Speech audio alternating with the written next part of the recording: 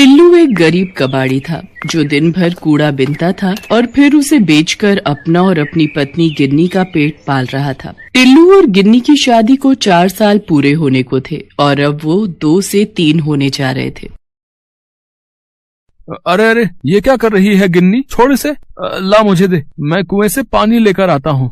क्या क्या करोगे आप भी? पहले ही सारा दिन धूप में इधर उधर भटकते रहते हो और अब मेरी वजह से ये सब भी करोगे? तो क्या हुआ? और वैसे भी बच्चा तो हम दोनों का है ना, उसकी खातिर अगर थोड़ा बहुत ज्यादा काम कर भी लिया तो क्या फर्क पड़ता है? फर्क पड़ता है जी। अब मुझसे आपकी ये हालत और नहीं देखी जाती। मेरी मानो तो बच्चे के पैदा होने से पहले कहीं और रहने का इंतजाम कर लो। यहाँ बहुत परेशानी होती है, पानी लेने भी कितनी दूर जाना पड़ता है और तो और अपनी झोपड़ी के पास कितना घना जंगल है। दिन रात यही डर लगा रहता है कि कहीं कोई जंगली जानवर न धमक पड़े कभी। बोल तो तू ठीक रही है गिन्नी, लेकिन अपनी हालत भी तो तू जानती है ना। कबाड़ बेचकर जो पैसे मिलते हैं उससे खाने पीने का भी ठीक से जुगाड़ नहीं हो पाता। ऐसे में कहीं किराए पर कमरा कैसे लेंगे? माना कि यहाँ थोड़ी दिक्कतें हैं, लेकिन ये जगह जैसे भी है तो मुफ्त की ना। इतना कहकर टिल्लू कुएं की तरफ चल दिया। टिल्लू ने गिन्नी को तो समझा दिया, लेकिन वो खुद को नहीं समझा पा रहा था। ठीक ही तो कह रही है गिन्नी, ये जगह वाकई में रहने लायक बिल्कुल भी नहीं है। ये कुआं, इसमें भी बस नाम भर को ही पानी बचा है। हे भगवान, क्या क्या सपने देखे थे मैंने कि एक दिन चांद पर जाकर अपना घर बसाऊंगा, लेकिन यहाँ तो पृथ्वी पर ही ढंग का बसेरा नहीं मिल रहा। और अब तो मेरा बच्चा भी इस दुनिया में आने वाला है। क्या उसका नसीब भी मेरी तरह ही होगा? ये सब सोचकर टिल्लू की आंखों में आंसू आ गए और वो कुएं के पास ही अपना सिर पकड़कर बैठ गया। असल में टिल्लू की झोपड़ी जिस जगह पर थी वो शहर से काफी अलग था, जहाँ सुख सुविधा के नाम पर कुछ भी नहीं था। कुल मिलाकर टिल्लू और गिन्नी बड़ी मुश्किलों में जी रहे थे, लेकिन अब सवाल उनके आने वाले बच्चे का था, तो टिल्लू को कुछ तो करना ही था। नहीं, ऐसे तो काम नहीं चलेगा, लेकिन मैं करूं भी तो क्या? हे भगवान, मुझे कोई रास्ता दिखाइए। टिल्लू हाथ जोड़कर भगवान से प्रार्थना कर ही रहा था कि तभी उसे किसी के दर्द से कराहने की आवाज सुनाई दी। टिल्लू उस आवाज की तरफ बढ़ा तो सामने एक बड़ा सा कूड़े का ढेर था, जिसे कुछ देर पहले ही शहर से आई हुई एक गाड़ी वहां डाल कर गई थी। आवाज तो इधर से ही आ रही थी, लेकिन यहाँ तो बस ढेर सारा कूड़ा। लगता है मेरा वहम होगा, मुझे चलना चाहिए। नहीं, रुक जाओ, मेरी मदद करो, मैं यहाँ हूँ। अब यहाँ पर इस कांच की बोतल में बंद हूँ मैं। इधर देखो, मेरी तरफ देखो। टिल्लू ने पलटकर देखा तो वाकई उसके सामने कूड़े के बीच एक कांच की बोतल पड़ी थी। टिल्लू ने उस बोतल को उठाकर देखा तो उसे अपनी आंखों पर यकीन नहीं हुआ। ये सब क्या है? मैं कोई सपना तो नहीं देख रहा? तुम तो एक परी जैसी लग रही हो। हाँ, मैं एक परी ही हूँ और तुम कोई सपना नहीं देख रहे। ये सब सच है। मुझे एक दुष्ट जादूगर ने इस कांच की बोतल में कैद कर दिया है। इस बोतल के अंदर मेरी शक्तियाँ काम नहीं करती। तुम भले इंसान लगते हो, मेरी मदद कर दो, मुझे इस बोतल की कैद से आजाद कर दो। लेकिन मैं तुम्हें इस बोतल से बाहर कैसे निकालूं? क्या मैं इसे तोड़ दूं? नहीं नहीं, ऐसा मत करना। अगर इस बोतल को तोड़ दिया तो मैं जिंदा नहीं बचूंगी। मुझे इस बोतल से आजाद करने के लिए तुम्हें पहले उस जादूगर के जादू को तोड़ना होगा। लेकिन मैं ये कैसे करूँगा? बहुत आसान है, बस तुम्हें इस बोतल को अपने हाथों में लेकर जोर से रगड़ना होगा और फिर इसका ढक्कन खोल देना। ऐसा करते ही मैं खुद ब खुद इस बोतल से बाहर आ जाऊंगी। क्या बस इतना ही? तो लो, ये तो मैं अभी कर देता हूँ। टिल्लू ने ठीक वैसा ही किया जैसा उस परी ने कहा। उसने पहले कांच की बोतल को अपने हाथों से रगड़ा और फिर उसका ढक्कन खोल दिया और इसके साथ ही वो परी उस बोतल से बाहर आ गई। तुम्हारा बहुत बहुत शुक्रिया। तुम नहीं जानते तुमने मुझ पर कितना बड़ा एहसान किया है। नहीं नहीं, ये तो बहुत आसान था। ये काम तो कोई भी कर सकता था। नहीं, हर कोई नहीं कर सकता था। उस दुष्ट जादूगर का जादू बस वही इंसान तोड़ सकता था जिसका दिल साफ हो, जिसने कभी किसी का बुरा न किया हो और जो अपने परिवार से बहुत प्यार करता हो। तुमने मुझे उस बोतल से आजाद करके ये साबित कर दिया कि तुम एक बहुत अच्छे इंसान हो और इसके लिए तुम्हें इनाम तो मिलना ही चाहिए। मांगो, तुम जो मांगोगे मैं तुम्हें दूंगी। कुछ भी मतलब मेरा मतलब है कि तुम मेरी कोई भी इच्छा पूरी कर सकती हो। हाँ, एक बार बोल कर तो देखो। तो फिर ठीक है। मैं चाहता हूँ कि मैं अपनी पत्नी और बच्चे के साथ एक आलीशान घर में रहूं, जहाँ हमें किसी भी चीज की कमी ना हो, हर काम मेरे सोचते ही हो जाए, जो भी चाहूँ वो झट से मेरे सामने आ जाए। और हाँ, एक बात और, मेरा ये आलीशान घर यहाँ पृथ्वी पर नहीं बल्कि वहाँ दूर उस चांद पर होना चाहिए। टिल्लू बिना सांस लिए बस बोलता गया और परी उसे सुनती रही। क्या कहा? चांद पर? क्या तुम सच में चांद पर रहना चाहते हो? एक बार फिर सोच लो। इसमें सोचना क्या है, पर तुमने मेरी बात पूरी तो सुनी ना। मैं चाहता हूँ कि चांद पर जाकर मुझे कोई काम ना करना पड़े, ना पैसे कमाने का झंझट हो और ना ही मेरी पत्नी गिन्नी को घर का कोई काम करना पड़े, और मेरा बच्चा वो भी वहाँ चांद पर पूरे ठाठ से रहे। ठीक है, अगर तुम यही चाहते हो तो यही सही। इतना कहकर परी ने अपनी जादुई छड़ी हवा में घुमाई और इसके साथ ही टिल्लू और उसकी पत्नी सीधे चांद पर पहुंच गए। ये क्या हुआ? हे भगवान, ये मैं कहाँ आ गई? शुक्र है कि आप भी यहीं पर हो। पर आप तो पानी लेने गए थे ना, कहाँ है पानी का घड़ा? अरे कहाँ छोड़ा है उसे? अरे छोड़ उस मिट्टी के घड़े को गिन्नी, जरा अपने आसपास देख, तुझे ये जगह कुछ अलग नहीं लग रही? हाँ, लग तो रही है। अरे इतनी जल्दी रात कैसे हो गई? और ये जमीन, ये इतनी क्यों चमक रही है? सुनो जी, मुझे तो बड़ा डर लग रहा है। आपको पता है, मैं तो भगवान का ध्यान कर रही थी। जब आँख खुली तो यहाँ पर आपके साथ खड़ी थी। आप बताओ ना, ये कौन सी जगह है? हम यहाँ पर आए कैसे? और ये सामने जो इतना बड़ा महल है, ये किसका है? टिल्लू गिन्नी को पूरी बात बताता है और फिर दोनों उस आलीशान महल के अंदर जाते हैं जो उनके ठीक सामने था। पूरे महल में उनके सिवाय और कोई भी वहाँ पर नहीं था, लेकिन टिल्लू और गिन्नी की जरूरत की हर चीज वहाँ पर थी। गिन्नी, अब सारी जिंदगी मौज में काटेंगे। अपना बच्चा भी एक राजकुमार की तरह पैदा होगा और यहीं पर बड़ा होगा। अब हमें ना तो कोई काम करने की जरूरत है और ना ही कोई चिंता करने की। हाँ, लेकिन यहाँ तो बस हम ही हैं और कोई भी नहीं। हम ऐसे कैसे जिएंगे जी? ओफो, तुम औरतों को समझना भी ना बड़ा मुश्किल है। अब बताओ, मेम साहब को चांद पर रहकर भी चैन नहीं है। बात वो नहीं है जी, जरा अपने बच्चे के बारे में भी तो सोचिए। क्या वो सारी जिंदगी सिर्फ हमें देखकर ही बड़ा होगा? यहाँ चांद पर हमारे अलावा कभी कोई रहने नहीं आएगा, तो आखिर हम कब तक इस ऐशो आराम के साथ खुश रह पाएंगे यहाँ? मुझे आराम चाहिए था, लेकिन इतना नहीं कि जीवन का रस ही खत्म हो जाए। लेकिन वहाँ पृथ्वी पर कितनी मुश्किलें हैं, तुझे याद है ना? मुझे सब याद है जी, और मैं ये भी जानती हूँ कि आज नहीं तो कल आप अपनी मेहनत से उन सारी मुसीबतों का हल ढूंढ ही लोगे और हमारा बच्चा भी हमेशा खुश रहेगा वहाँ अपनी दुनिया में। लेकिन गिन्नी, अब हम चाहकर भी इस चांद को और यहाँ बने अपने इस घर को छोड़कर वापस नहीं जा सकते। उस परी से मैं बस एक ही इच्छा मांग सकता था जो मैं मांग चुका हूँ, और अब वो परी कहाँ है मैं तो ये भी नहीं जानता। इतना कहकर टिल्लू उदास हो जाता है, लेकिन तभी वहाँ एक तेज रोशनी होती है जिसके बीचों बीच वही परी खड़ी थी जिसके जादू से टिल्लू और गिन्नी चांद पर पहुँचे थे। परेशान मत हो टिल्लू, मैं तो पहले ही जानती थी कि तुम्हें चांद की ये दुनिया रास नहीं आएगी, लेकिन तुम्हारी इच्छा को तो मुझे पूरा करना ही था। गिन्नी ने बिल्कुल सही कहा, तुम और तुम्हारा परिवार वहाँ अपनी दुनिया में ही खुश रह सकोगे। तो बोलो, अब तुम क्या चाहते हो? चांद पर बना ये आलीशान महल या पृथ्वी पर बनी वही पुरानी झोपड़ी? टिल्लू और गिन्नी ने एक दूसरे की तरफ देखा और फिर फौरन पृथ्वी की तरफ इशारा कर दिया। उनके ऐसा करते ही परी ने अपनी जादुई छड़ी घुमाई और उसके साथ ही टिल्लू और गिन्नी वापस पृथ्वी पर पहुंच गए। लेकिन इस बार काफी कुछ अलग था। टिल्लू की टूटी फूटी झोपड़ी की जगह पर एक छोटा लेकिन पक्का मकान था। पास में ही एक खेत था जिस पर हरी भरी फसल लहरा रही थी। साथ ही साफ पानी से भरा हुआ एक कुआं भी था जो टिल्लू के घर के बिल्कुल नजदीक था। टिल्लू के लिए ये सब उस परी ने ही किया था और ये बात टिल्लू और गिन्नी भी समझ चुके थे। दोनों ये सब पाकर बहुत खुश थे क्योंकि आखिरकार उन्हें अपना सपनों का घर जो मिल गया था। इंद्रपुरा नाम के एक राज्य में भानु नाम का एक लड़का रहता है। वो 20 साल का है। उसका इस दुनिया में कोई नहीं है। वो लोगों के घर के बाहर से कूड़ा उठाता है और इसके लिए लोग उसे कुछ पैसे दे देते हैं। उसी से उसका गुजारा चलता है। वो दुर्गा माँ का भक्त है। वो हर रोज दुर्गा माँ के मंदिर में जाता है और ऐसे ही पुजारी जी से उसकी खास दोस्ती हो गई है।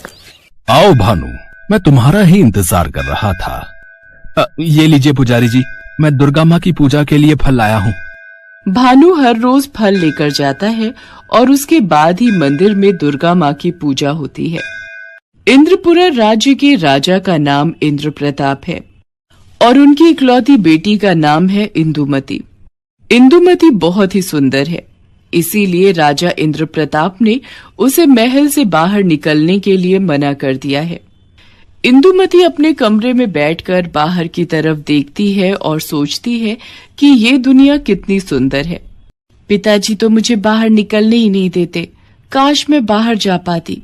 एक दिन राजकुमारी इंदुमती ने एक कागज पर कुछ लिखा और बाहर फेंक दिया। वो कागज उड़कर कचरे के ढेर में जाकर गिरा और भानु ने उसे देख लिया। वो उस कागज को उठाकर पढ़ने लगा। मैं राजकुमारी इंदुमती, इस महल में मेरा कोई दोस्त नहीं है। अगर कोई मेरा दोस्त बनना चाहता है तो रात को मेरे घर के बाहर आकर मुझसे मिले। मैं उसे एक सोने का हार दूंगी। रात को भानु महल के बाहर चला गया, लेकिन इंदुमती का कमरा दूसरी मंजिल पर है। भानु ने एक रस्सी फेंकी और उसके सहारे दीवार चढ़कर इंदुमती के कमरे के बाहर चला गया। राजकुमारी, मैं आ गया हूँ। इंदुमती बहुत खुश हुई। आखिरकार उसे कोई बात करने वाला मिला। वो दोनों पूरी रात बात करते रहे। फिर इंदुमती ने जब भानु को सोने का हार देने की कोशिश की, तब भानु ने कहा, नहीं राजकुमारी, मुझे पैसे और सोने का कोई लालच नहीं है। मुझे तो बस आपसे बातें करनी थी। आप मुझे बहुत पसंद हो राजकुमारी। ये बोलकर भानु चला गया। राजकुमारी इंदुमती को भानु से प्यार हो गया। इसके बाद से वो दोनों हर रोज रात को मिलने लगे, बातें करने लगे। भानु हमेशा उदास उदास रहने लगा। ये देखकर पुजारी जी ने कहा, क्या बात है भानु, आजकल बड़े उदास रहते हो? तब भानु ने पुजारी जी को अपने और राजकुमारी इंदुमती के बारे में सब बताया। पुजारी जी डर गए और उन्होंने कहा, ये क्या कर दिया तुमने? महाराज को पता चलेगा तो वो तुम्हें मार डालेंगे बेटा। नहीं पुजारी जी, आप चिंता मत कीजिए, महाराज को पता नहीं चलेगा। लेकिन भानु को क्या पता था कि उसके भाग्य में क्या लिखा है। भानु के पास सिर्फ कुछ जमीन है। उसके पिता उसके लिए यही छोड़कर गए हैं और उसी जमीन को भानु का चाचा मदन लाल हड़पना चाहता है।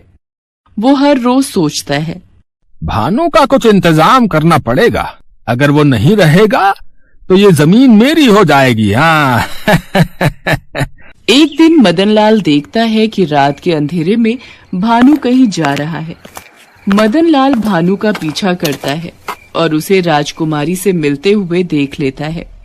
अरे बाप रे, इस भानु के बच्चे ने तो बहुत बड़ा हाथ मारा है। अब इस संदेश को तो महाराज के कानों तक पहुंचाना ही पड़ेगा। अगले ही दिन मदन लाल इंद्र प्रताप के पास जाता है और सब कुछ बता देता है।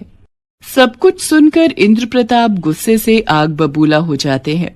क्या एक कूड़ा उठाने वाले ने मेरी बेटी को फंसाया है? उसकी इतनी हिम्मत, मैं उसे काट के मगरमच्छों को खिला दूंगा। हाँ महाराज, ये ठीक रहेगा। वो भानु औकात से बाहर चला गया है, उसे तो मजा चखाना ही पड़ेगा। मदन लाल बहुत खुश हो जाता है। उसकी आंखों में साफ साफ लालच चमकने लगता है। रात को रोज की तरह भानु राजकुमारी से मिलने के लिए महल के पास जाता है। इंदुमती उसी का इंतजार कर रही थी, मगर जैसे ही भानु ने ऊपर चढ़ने के लिए रस्सी फेंकी, सिपाही ने उसे पकड़ लिया। छोड़ दो मुझे, छोड़ दो। अब तुझे हम महाराज के पास लेके जाएंगे, चल। ऊपर से राजकुमारी इंदुमती ये सब देखकर रो पड़ती है। अरे ये क्या, अब क्या होगा? भानु, मेरे भानु के साथ ये लोग क्या करेंगे? भानु को इंद्र प्रताप के पास ले जाया गया। इंद्र प्रताप ने कहा, इसे बांध के रखो, कल सबके सामने इसे हम मगरमच्छों को खिलाएंगे, वो भी जिंदा। भानु को मगरमच्छों के तालाब के पास बांध दिया गया। सारे मगरमच्छ भानु को निगल जाने का इंतजार करते रहे। इधर इंदुमती ने महाराज के पास जाकर रोते हुए कहा, पिताजी, भानु को छोड़ दीजिए पिताजी, हम दोनों एक दूसरे से प्यार करते हैं। इस बात से इंद्रप्रताप गुस्सा हो गए और इंदुमती को कमरे में बंद कर दिया। इंदुमती कमरे के अंदर रोती रही। इतने में एक दासी ने आकर इंदुमती के कमरे का दरवाजा खोल दिया।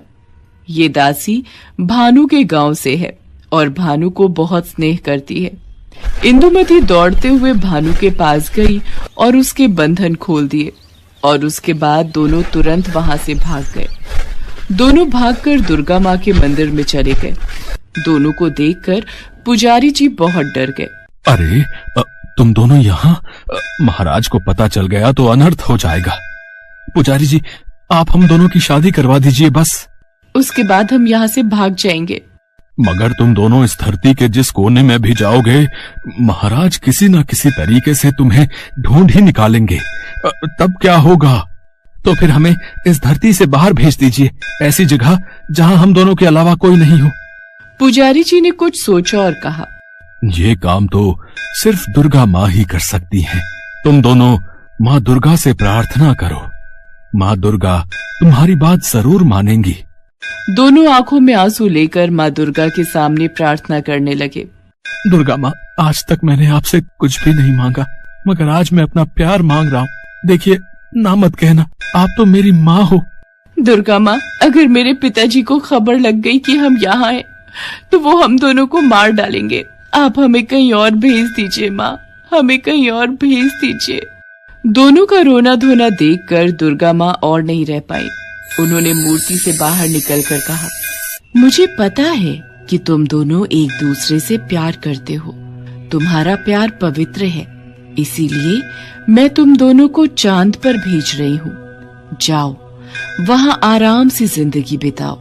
दुर्गा माँ ने अपने हाथों से एक चमत्कारी रोशनी निकाली और उन दोनों के सामने एक चंद्रयान प्रकट हो गया। वो दोनों उस चंद्रयान की मदद से चांद पर पहुंच गए। चांद की मिट्टी पर पैर रखते ही भानुमति ने इंदुमती की मांग में सिंदूर भर दिया। इंदुमती ने भानु के पैर छूकर उसे पति के रूप में स्वीकार कर लिया। इसके बाद दोनों चांद पर एक छोटा सा घर बनाकर रहने लगे। उधर महाराज इंद्रप्रताप को जब पता चला कि दोनों भाग गए हैं और दोनों को भगाने में मंदिर के पुजारी जी का हाथ है, तब वो बहुत गुस्सा हो गए और मंदिर पहुंच गए। दुष्ट पुजारी, मैं तुझे नहीं छोड़ूंगा। ये बोलकर महाराज ने पुजारी जी को बहुत मारा। मुझे मत मारिए, महाराज। मगर इंद्रप्रताप रुकने वालों में से नहीं है। उन्होंने पुजारी जी को बंदी बना लिया। ये देखकर दुर्गा माँ गुस्सा हो गई और स्वर्गलोक में बैठे हुए उन्होंने कहा, दुष्ट राजा, तुझे तेरे कर्मों की सजा मिलकर रहेगी। अगले ही दिन इंद्रपुरा के दुश्मन राज्य भवानीगढ़ के राजा भवानी सिंह ने अपनी सेना के साथ इंद्रपुरा पर हमला बोल दिया। इंद्रप्रताप ये लड़ाई हार गए और भवानी सिंह ने उन्हें उन्हीं के कमरे में बंदी बनाकर रखा। इसके बाद बरसों बीत गए, मगर इंद्रप्रताप वो हार सह नहीं पाए। उनकी तबीयत बिगड़ने लगी। वो अपने मन में कहते हैं, आज मेरा कोई बारिश नहीं है, नहीं तो ऐसी हालत नहीं होती मेरी। तभी वहाँ पर पुजारी जी प्रकट हुए। इंद्रप्रताप चौंक गए। चिंता मत कीजिए महाराज, मेरे ऊपर दुर्गा माँ का आशीर्वाद है। मैं कभी भी कहीं भी जा सकता हूँ। मैं बस ये कहने आया हूँ कि आपका वारिस है, आपका दामाद, वो चांद पर है। सिर्फ वही इस अत्याचारी राजा के हाथ से इस राज्य को मुक्त कर सकता है। ये सुनकर इंद्रप्रताप रोने लगे।